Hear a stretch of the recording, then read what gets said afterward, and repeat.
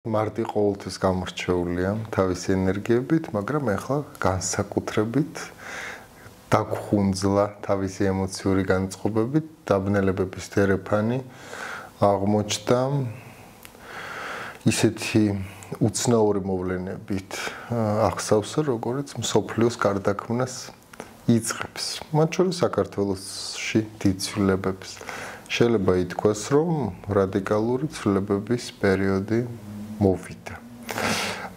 რას მოგვიტანს ეს ყველაფერი ვნახავთ 4 წელში, როცა ეს შედეგი დადგება. ყველა დაბნელების პერიოდი, იმ მომენტში, რა თქმა უნდა, ემოციური გაღიზიანება, შფოთვა, შეიძლება გარკვეული ჯანმრთელობის გაუარესება, გადაუმუშავებელი ემოციების ზედაპირზე ამოტანა შეძლოს, მაგრამ შედეგები დაბნელების დგება მომავალში.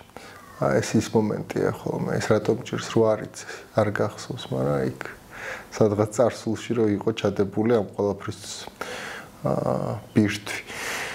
აქედან გამომდინარე მომავალში ამ ყველაფერს ვნახავთ. იმის მიხედვით, რომ აპრილიც არც თუ ისე მშვიდი პერიოდია, ბევრი კონფლიქტური ენერგია შემოდის სამყაროში, შეიძლება ითქვას, რომ ცოტა გადაგრძელება გვექნება ამ დაბნელებების დისბალანსის აპრილის პირველ საწყისშიც.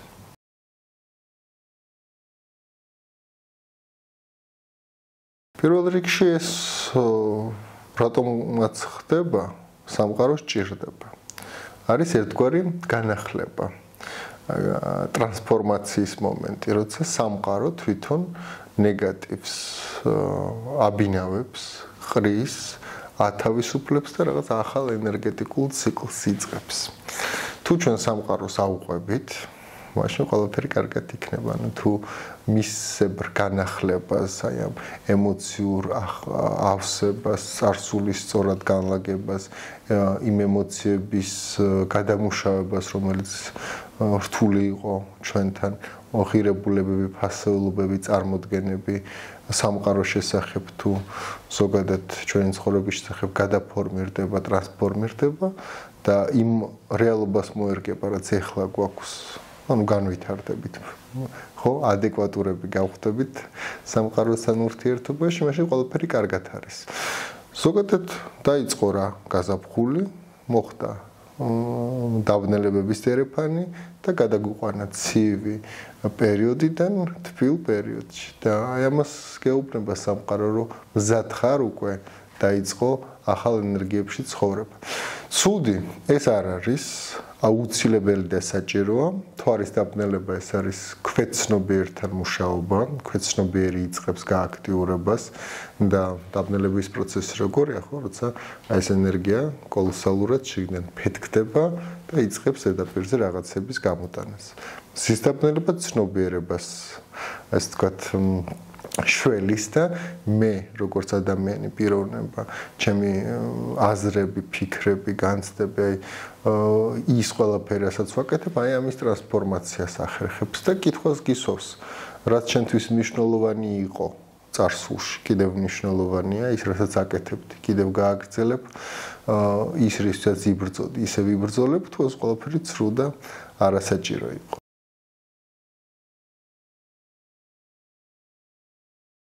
ეზოთერიკა არის ტექნოლოგია, გამოცდილება საუკუნეების მანძილზე დაგროვილი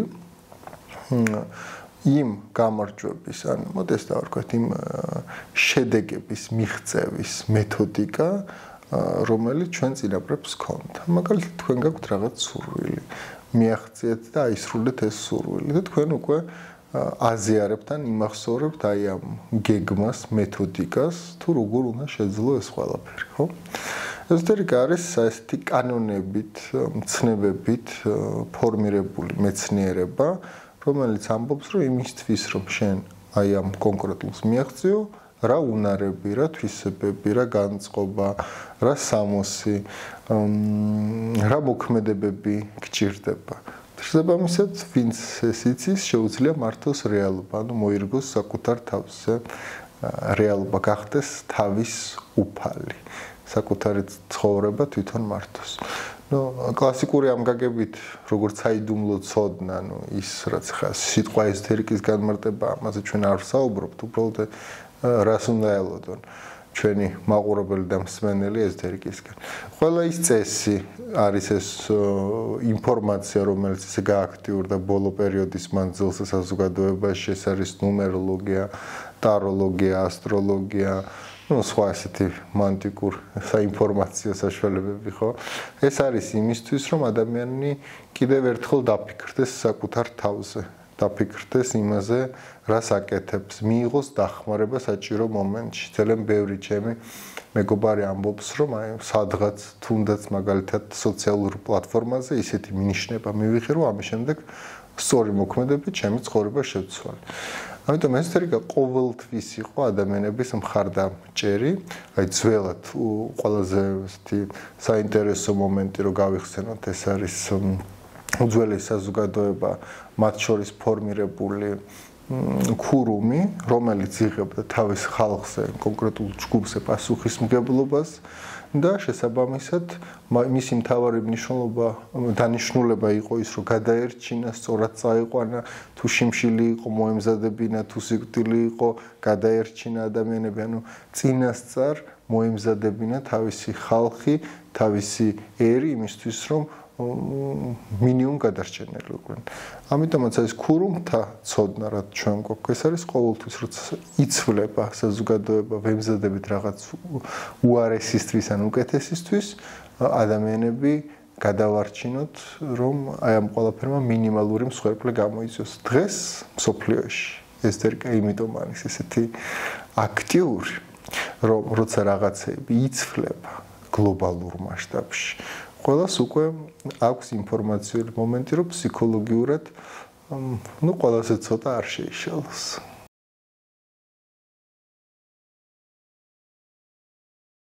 ესთერიკაში არის ესეთი კანონი, თუ გინდა რაღაცაზე აიღო მართლობა, ძალაუფლება, უნდა იცოდე რა არის ეს. თუ არ გესმის თვითონ ამ საგნეს, მასზე ძალაუფლებას ვერ ეკბოს. უკვე სიყვარულში წესი ადამიანზე თუ გინდა რომ პასუხისმგებლობა აიღო, ან მასზე მართლობა და ძალაუფლება, უნდა იცოდე მისი ნამდვილი სახელი. ნამდვილი სახელი არ გულისხმობს რა ქვია პასპორტში, რას ეძახის საკუთარ თავს და რა შინაარსის მატარებელი. აქედან გამომდინარე, თუ ჩვენ ვსაუბრობთ ფინანსურ კეთილდღეობაზე, უნდა ვიცოდეთ რა არის ფული. ზოგადად, რაც წარმოადგენს ეს რესურსი. დაგეხმარებით გიკარნახებთ იმას, რომ ფული არის შეთანხმება ადამიანებთან შორის, მოლაპარაკება, სადაც ჩვენ შევთანხმდით, რომ ენერგეტიკულ რესურსებს ვცვლით რაღაცა კუპიურებით და მონეტებით, რომელსაც თავად ფასი არ გააჩნიათ. ხო, ახლა თუ გინდათ ჩვენი ბებია-ბაბუის ფულები ავიღოთ და წადით მაღაზიაში და იმით ვერაფერს ვერ იყიდით, ხო? იმიტომ რომ დაკარგა მან შეთანხმება. მაგრამ იმ დროს, იმ მომენტში ეს იყო ძალიან ღირებული ქაღალდები, რომელსაც ერთმანეთს კლავდნენ. ან რაღაცა ბევრ ცუდ რაღაცას აკეთებდნენ კარგს. ანუ რაღაცა ეს ფინანსური კუპიურები თუ მონეტები თუ რაღაცა რიცხვები ჩვენ საბანკო ანგარიშებზე რაღაცას აღნიშნავს. ეს აღნიშნავს ერთადერთ ამბავს, დროს, რომელსაც ჩვენ ვყიდით. აი თქვენ მუშაობთ აი ამ კომპანიას უთმობთ თქვენი ცხოვრების და დროის რაღაცა ნაწილს. აი ამ დროის ეკვივალენტად თქვენ გაძლევენ გარკვეულ გასამრჯელოს, ხო? შეიძლება ეს ადამიანური რესურსია, სიყვარული, პატივისცემა, ოჯახის წევრობა, აი ამ ორგანიზაციის, შეიძლება ეს ფინანსური ანაზღაურება და ასე შემდეგ, ანუ თქვენ ყიდით თავარ რესურსს, დროს და თქვენს ცოდნას აი ამ დროში.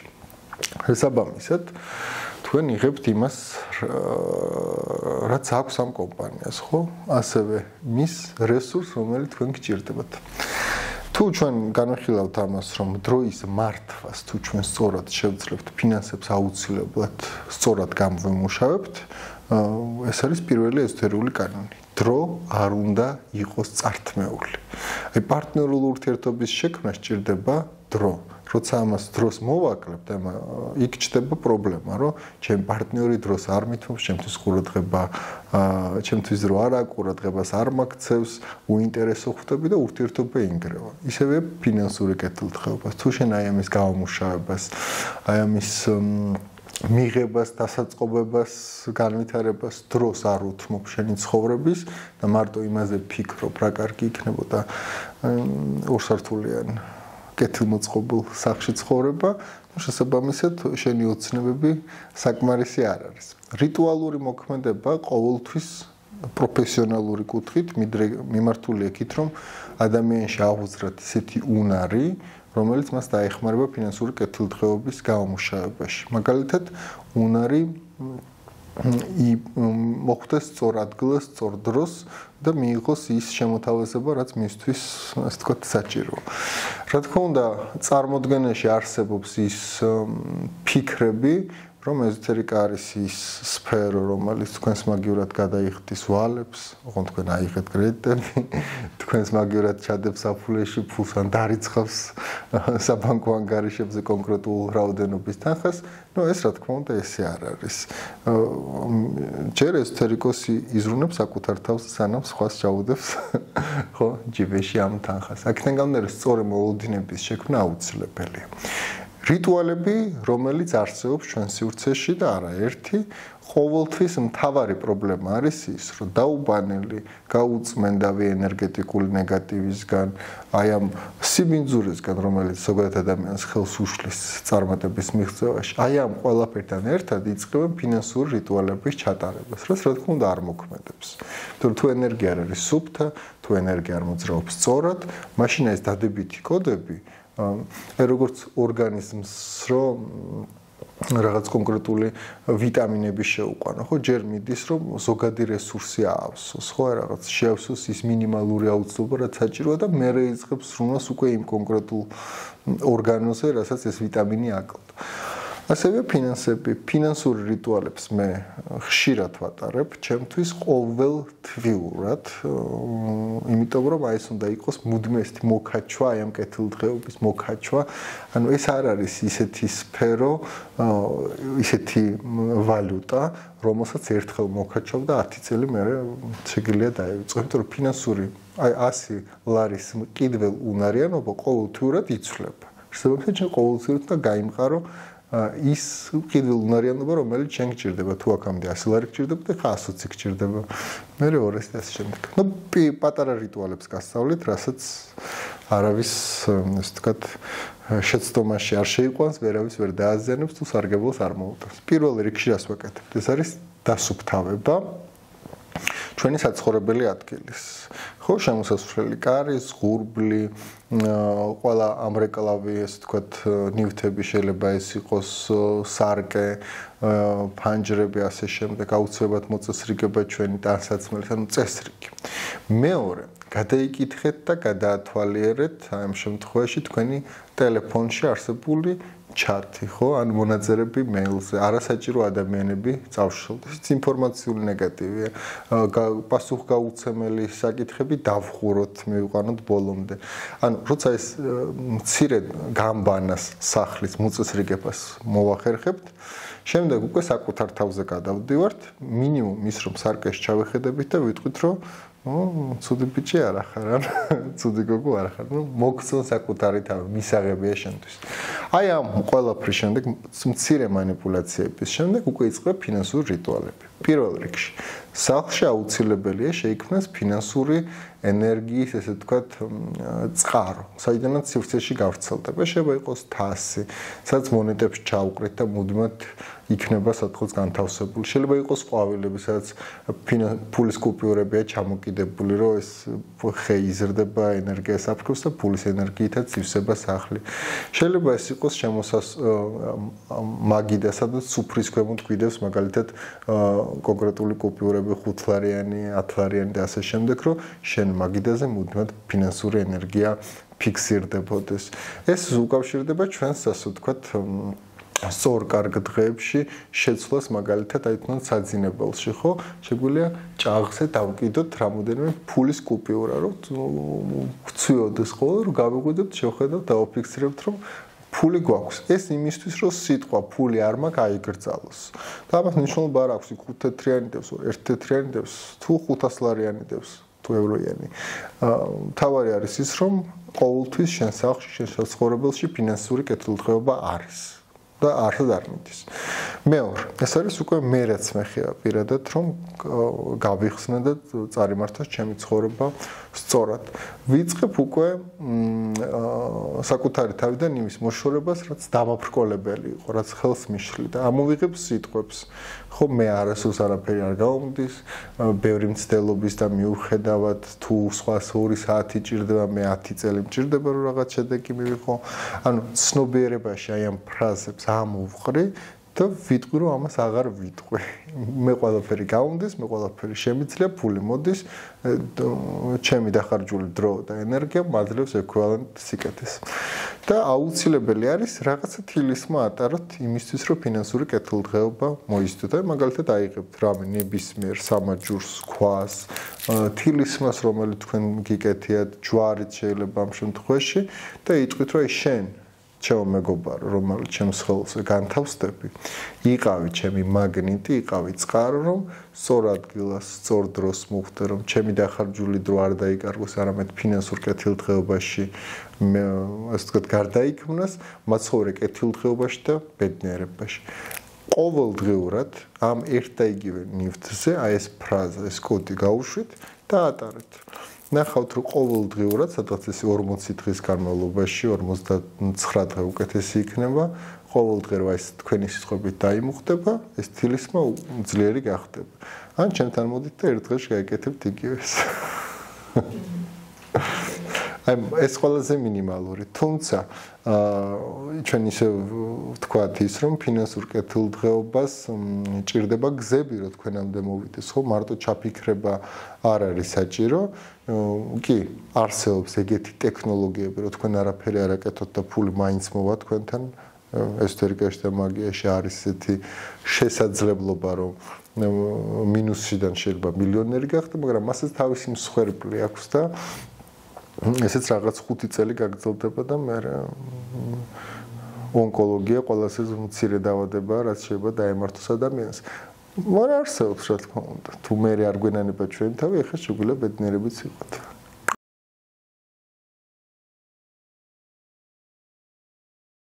ენერგოვამპირები სამყაროში ჩვენს ირგვლივ უფრო მოიმატა მათმა რაოდენობამ, იმიტომ რომ ადამიანს ენერგეტიკულად მუხტავს აძლევს სასიცოცხლო ენერგიას მიწა, დედამიწის ენერგია, ხო, გარემო, ტყე, ეს ბალახი, ეს ემოციები, რაც ამასთან აკავშირებს და შესაბამისად, რაც უფრო დაიკარგა ამ ყველაფერთან კავშირდა ესეთი ბეტონის ტყეებში დავიწყეთ ცხოვრება, მით უფრო დაკარგა ადამიანმა პირველ ენერგიაზე წვდომა და გადავიდა ეს ურთიერთ, ანუ მე მჭირდება სხვა ადამიანი რომ ვიკვებო. მე არა, მაგრამ ნუ ზოგადად ესეთი განცდა. აქედან გამომდინარე ამისგან თავის დაცვა აუცილებელი გახდა დღეს ბევრი მეთოდით. პირველ რიგში როგორ უნდა ამოვიცნოთ ვინა ენერგოვამპირი. ეს არის ადამიანი, ვინც შენს ემოციებზე ზემოქმედებას ახდენს. შეიძლება ძალიან პოზიტიურად ისე რომ დაინახავ და სიცილს ვერ ამთავრებ, ოღონდ არაადეკვატური ემოცია არის, აი ყველაფერზე შეიძლება რომ ისე წაიქეცი ჰაჰაჰა.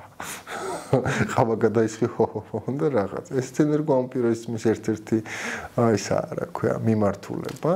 მეორე ეს არის რომ აი ნეგატივი, როგორც იმ ადამიანს ხედავ, აი გრძნობ სწრაფ ემოციურ ცვლილებას სახლიდან მოდიოდი ფანტასტიკური ხასიათით, კარგი განწყობით, თავდაჯერებულობით, საკუთარი თავი გეგონა უფრო მაღალი ვიდრე იყავი, მოხვედი და დაპატარავდი დამუნჯდი და გრძნობ რა ის სრულად შენი ენერგია რაღაცა დავიწროვ და დაპატარავ და ეს შეგრძნება როგორც გეუფლებ ადამიანთან და მივხვდე რომ შენ წინ სავარაუდო ენერგოვამპირი